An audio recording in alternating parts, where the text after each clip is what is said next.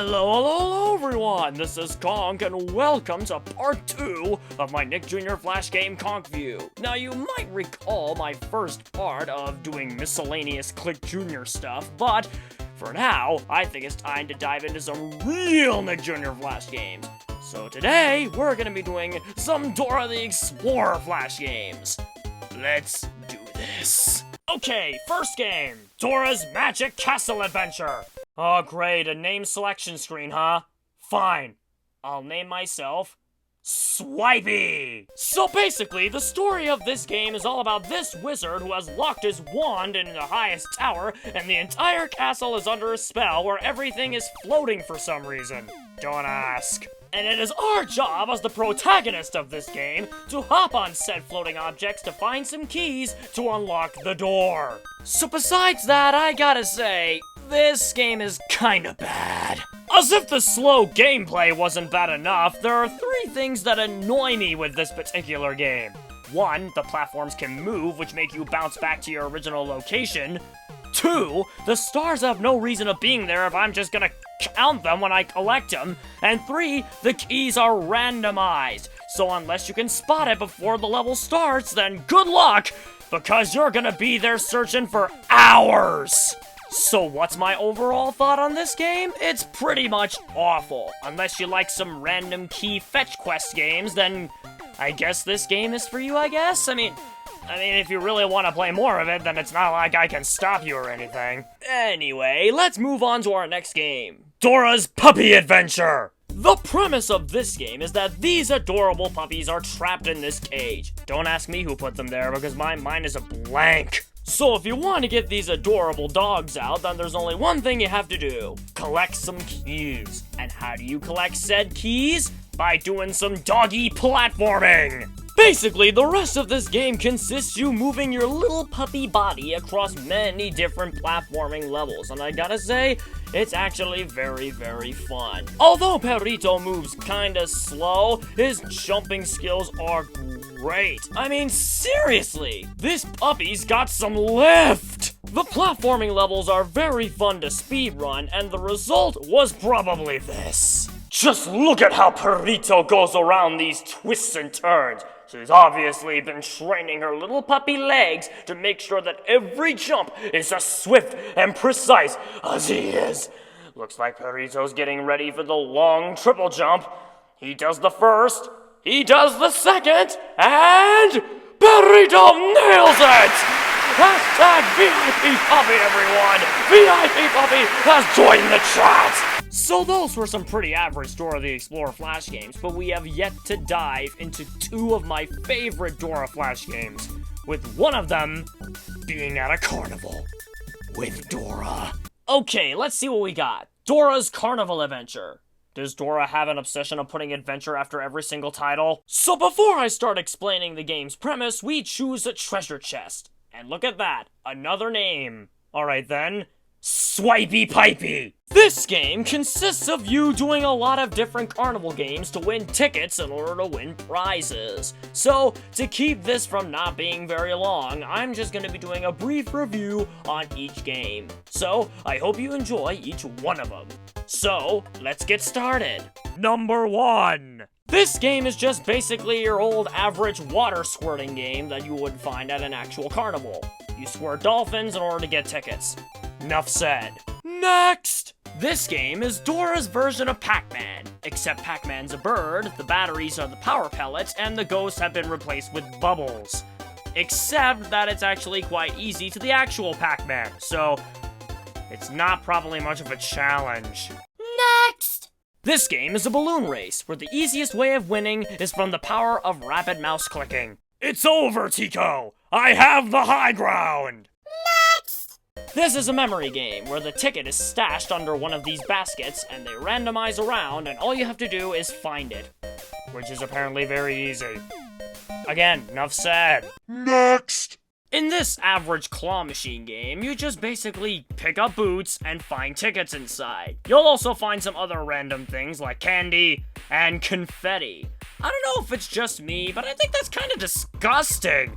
Who knows how long that candy and confetti has been in those boots before I went to this claw machine? Boots, you disgust me! Hey, at least I get to find some nice blue diamonds. Next! This bumper car game has you bumping others to get tickets. And basically, it's pretty easy. You can just bump them and just hide in the corner since they'll basically ignore you. Except for that one time where they're actually caught me. But still, it's the same premise. Hide and they won't spot you until they bump. Next! In this game, you pick a color and spin the wheel and see if it lands on your color. And if it doesn't, you don't get anything.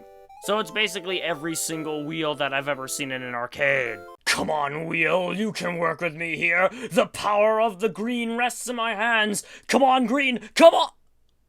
As Mr. Stubborn would say, this wheel is cheap! Next! This is just bowling, and might I add, it's kinda frustrating. I only got 2 strikes out of the entire time I played this one minigame. I got a bunch of spares. You see? It's just like real bowling. Isn't this so fun? Next! In this slippery slide race, you choose your sled and slide down to the bottom to be the first one to finish the race. And although I might add that these sleds leave a slimy paint trail behind them, it's actually kind of fun. Because the more I replayed this, the faster it got, so it kind of left me all crazy. Trust me, once you replay this, oh, believe me, it's gonna get really, really speedy. Trust me. Just trust me on this. It's gonna get speedy. So fair warning, if you want to replay this, be warned. The speed gets to you. Next! Basically, you just beat Swiper at an air hockey game, which could be easier said than done if you have first played this. But once you master all the techniques possible for you to get a ton of goals, then it's just basically not a challenge. Just face it. You can't beat me, Swipes! Okay, now that we've got some good tickets, let's get some prizes. Wait. No. They're coloring pages. They're coloring pages! You've got to be kidding me. I spent all that time going down a slide multiple times, getting boots out of a claw machine, and literally beating a swiping fox at air hockey, and I get coloring pages! This carnival's rigged, I tell you. Now, Timber Army, we have saved the best for last. My all-time favorite game, Swiper the Explorer. And before you ask, no, it's not based off of the actual episode. So instead of taking a fox back to his foxhole, Swiper is telling you that he made a super duper robot butterfly, but it somehow malfunctioned, made tiny robot butterflies and caterpillars, and swiped all of Swiper's toys, because everyone knows swiping toys is evil. And then we get to the gameplay itself. It's very, very fun. The controls are nice, the level design is amazing, and best of all, I really, really enjoyed replaying it over and over again, just for the fun of it. In fact, I set some challenges for myself whenever I replayed this before making this video. And some of the challenges being collecting all the toys in one level or trying to get through the entire game without getting hit. And believe me, that's easier said than done.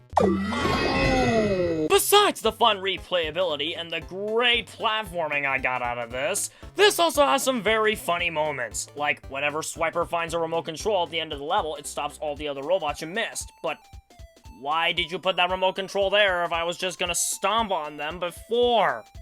You're not very bright, Swipes. Another fun thing I did in this game is when I was entering the caves, I bounced Swiper on these stalagmites, and since he can't get hurt for them, he just bounces there infinitely. Every time I bounce Swiper on these stalagmites, it's fun to watch. It looks like he's doing a little dance.